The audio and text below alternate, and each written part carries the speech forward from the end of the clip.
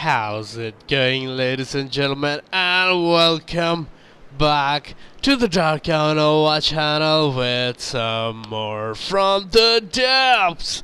I took a little break from the Depths. That sounded weird because it was getting it is fun, but it was getting quite tedious to do From the Depths video one after another. So I went in the quest of finding a new kind of game because I was playing too much creative games. I played Borderlands pre-sequel, and now I have finally found my love back for From the Depths, and I am back in the sandbox mode with a new craft, as you guys can see. It has 2 RTGs and 4 steam engines. As you guys can see, 2 steam engines stacked up on top of each other with electrical turbines, and as you guys can see that this thing runs purely on electrical engine power, as you can say. So each turbine produces 1,500 electricity per second. So yeah, that's a lot. That's 6,000 electricity per second production from the steam engines, and these huge RTGs produce 675 each. So yeah, we have around 7,300? Yeah, 7,300 electricity per second around. So yeah, I am gonna make particle cannons on this thing because I tried particle cannons on the Imp and it didn't work because we did not have enough resources, but with this much electrical power production it should work indeed. And there we go, guys. This is the weapon I am thinking of using on this craft.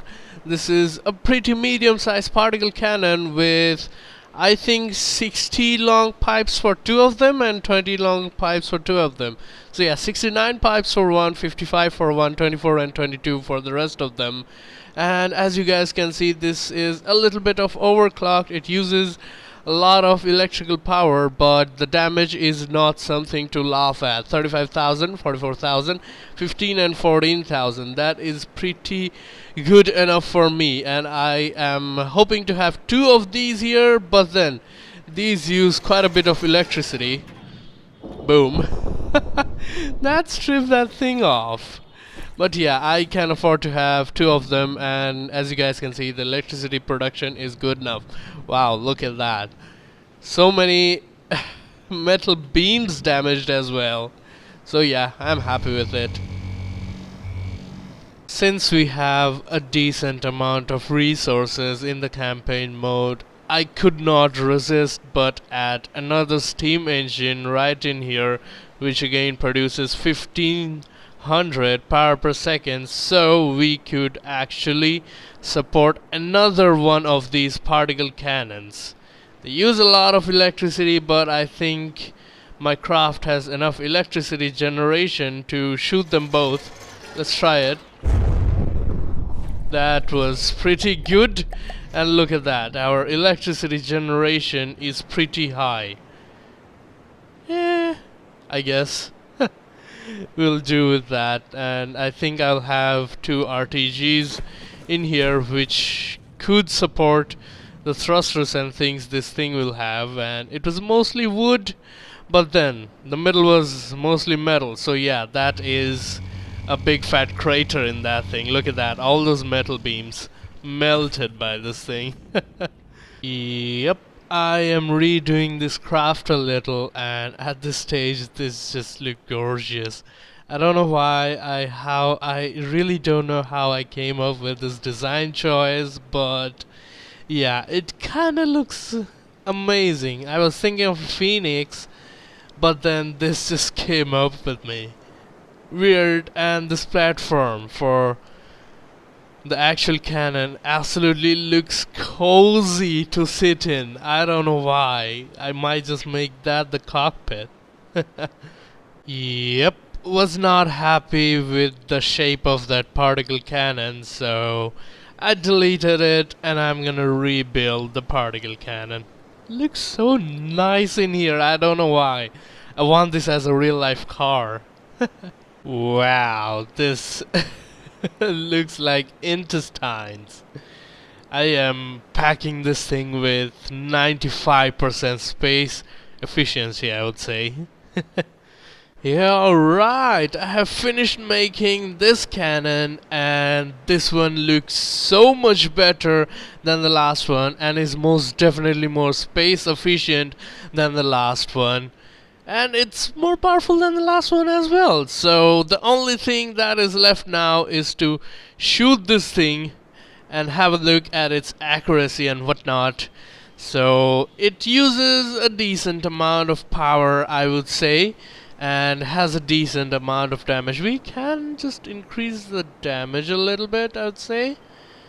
Yeah, that damage is good, so we'll decrease the power usage by a lot. And decent damage, decent accuracy and stuff. Let's shoot this thing. And oh wow, it is more accurate than I actually anticipated.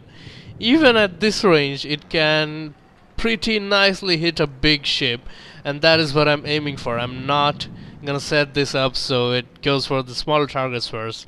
And yeah, after a while, the dissipation of particles does really make it suffer, but then this is a really long range, I would say. I would say this is the point where the most damage is gonna come. After that, the particles just go haywire. This thing just keeps looking better and better, doesn't it? And a little bit of wood there, just because, why not? And yeah, there's still some work left in the back, but one of the turret is finished, so I'm happy about it.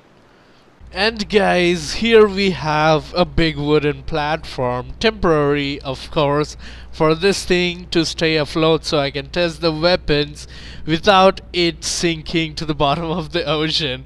And here we have an AI turned off Bulwark, because that is the only big ship I know of, and I do not want any more spoilers for any more factions, so I will use the Bulwark since it looks very armored. And we will try and shoot its turrets. And yes guys, I just realized I have been saying torrent instead of turret all my life. I kinda didn't know that. A friend pointed that to me, and I kinda feel embarrassed now. Let's try and shoot that turret. Oh! Oh, wow! One complete turret vanished without any kind of trace.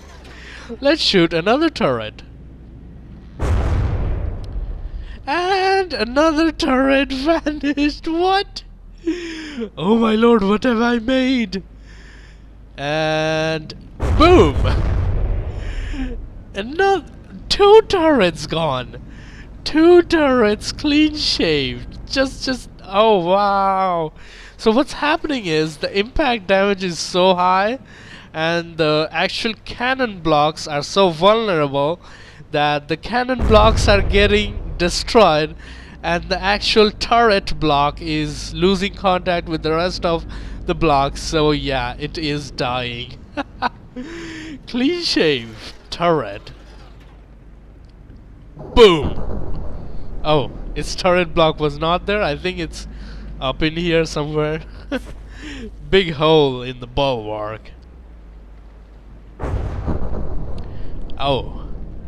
I guess this one is the biggest turret, so yeah.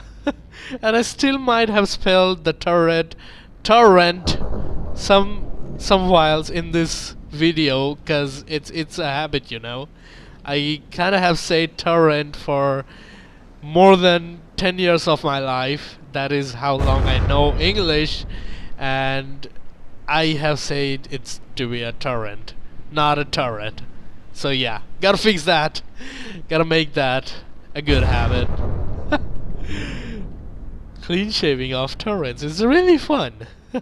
But it's really close range, so yeah, this is not a practical demonstration of these weapons, it's just for fun. So I initially wanted to make this thing into a water skimmer, but the hover just intimidates me too much. It looks gorgeous when it's hovering, but the thing is, the front is so heavy, whenever I try to move forward, it just plummets itself into the water. So I might try to fix its hover capabilities, and if I do succeed, I will turn this into a hover. But worry not, I will make a water skimmer version too. So whichever works the best, we will use that in the campaign. We will both have a hover and a water skimmer version. So apart from this thing being very front heavy, these thrusters on this turret being so much above the center of mass was plummeting this thing into the water, but turning those off and placing these thrusters a little bit below the center of mass actually fixed this thing, and this thing now moves pretty decently. And the turning is pretty great as well. Since it's a small craft, the turning is great, and it moves at around 30 meters per second, the standard speed for our fleet. And I will make a water skimmer version, and then we will test which one is faster. So whatever is faster will be in our campaign, or maybe we'll just use both hover and water skimmer versions. Hey, look at that. This thing is amazing. I love it. I love the looks of it. I managed to make this thing look good. Somehow. I don't know how. So here it is with strength 4 to 5 shields here and there. Nothing really revolutionary, just for that extra protection, so we don't have to repair it so much. And we will tune down the alpha of the shields so we don't have to deal with it. And the RTGs do a pretty decent job at keeping the shields and the thrusters alive while the enemies are not in. And when the enemies are in, the steam boilers shoot up. So what we are gonna do is take control of the turret, and the thrusters on the turret really is helpful for this craft to stay on its enemies' tails if the enemy is fast enough. And we will go ahead and spawn in a Marauder, and we will have some manual fun with the Marauder. Say goodbye to your crime cannon, Marauder, and your crime cannon just missed. We'll go close to the Marauder and have a little fun with it, tormenting it. Boom! Your crime cannon is no longer functional, but you have side cannons, but I have shields. Try and shoot, Marauder. Hey, look at that reflectiness. And now your engine should be gone. I don't know why the Marauder is always the scapegoat for any weapon testing. Some of the shots came through. And why am I targeting the cannons? I can just target the AI and take it away in one shot, but I guess I'm just being weird at this point. Cut the Marauder in half. This impact beam is really cool. Some of the shots are getting through. Not really. Really? Okay, Marauder, that's it. Take this. You should be dead by now. I am really surprised you're still holding on. The thing is, the Marauder has so many holes, most of the particles just pass through it. Ah, there we go. Hit some ammo. And you should be too damaged. Yep, there we go. This is actually very good. You're still hitting me while you're dying? No, sir, no. Yep. And after some fiddling with this thing, the final product is ready. And I call this thing the Soul Scorcher, because it looks like it has flames coming out of everywhere. and it literally melts anything it touches, provided that the ship is not too big like the Bulwark or something. And I have a little surprise for you guys. You know the thing that looks like a keel on this thing? It's not a keel. Yes, some of you guys might already have guessed what it is, but let's just show that off. Let's pause the game. Let's spawn in something bulky like the Bulwark. Goddamn, 40,000 volume. And we will turn off the Bulwark, because let's face it, this thing is not made to take tremendous punishment, while the Bulwark is a very firepower rich craft. Like it has one of the most firepower I've ever seen in a boat. So yeah, there we go. We'll make sure it's in combat mode and we will start it. And yup, as you guys can see, it has a unique moving mechanism, and it only moves like that when an enemy is nearby. And it is pretty good at avoiding cram cannons, just because this thing moves forward but warps backwards, so it is kind of very confusing for the enemy detection system to predict its movement, and it is very good. But then the Bulwark has so many cannons and stuff, it just obliterates this thing, and we will see it get obliterated as well. But first we'll see what damage has been done to the Bulwark. Pretty heavy damage if you ask me. Look at that, it's just punching holes everywhere, even through the heavy armor and stuff. So yeah, I love this thing. I can probably turn this thing into a submarine as well to make it less vulnerable, but yeah, that can be done. And let's turn on the Bulwark, alright? Let's turn on the Bulwark. Taking gunnery enabled. Gunnery enabled. And as you guys saw, it kinda is harder for cram cannons to avoid it, but then just because it is up here, one heavy shot took out the warp drive, and it has now switched to its regular movement without the warp drives, and it is kinda slow. But yeah, I am surprised how much beating it is taking. I actually am surprised by the amount of beating it took before going down a bit. And it is still kind of working. It just has lost its propeller, so it can't stay up, just because all of those heavy armor. Alright, finally it has turned off. But yeah, it's still at 70%, so yeah, I'm happy with this craft. It's not really made to go one-on-one with the Bulwark. So yeah, there we go guys, the Soul Scorcher.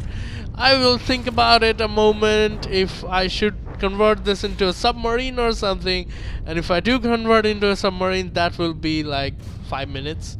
So yeah, I think this is a complete craft which is fun, which was fun to make. I don't know its practicality, but it was kind of fun to make. So yeah, yep, could not resist turning this thing into a submarine. And I noticed that having a warp drive in a submarine, which is kind of slow, 7 meters per second, posed some problems, so I got rid of the warp drive. Let's have a look at how this thing fights.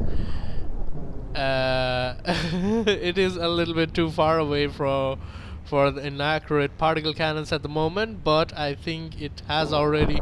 Yes, it is already damaging. Yes, it is damaging the Bulwark, even if it's underwater. And it being underwater makes it so much more survivable.